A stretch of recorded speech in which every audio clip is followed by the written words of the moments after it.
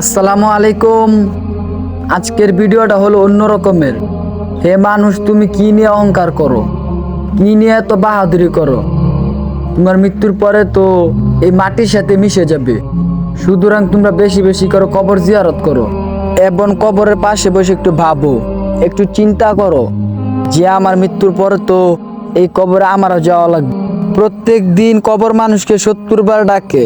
আমি পোকামাকড়ের ঘর, আমি সাপ বিচ্ছুর ঘর, আমি অন্ধকারের ঘর, আমার ঘরে আসার সময় আলো নিয়ে এসো। এভাবে কবর মানুষকে প্রতিদিন ডাকে।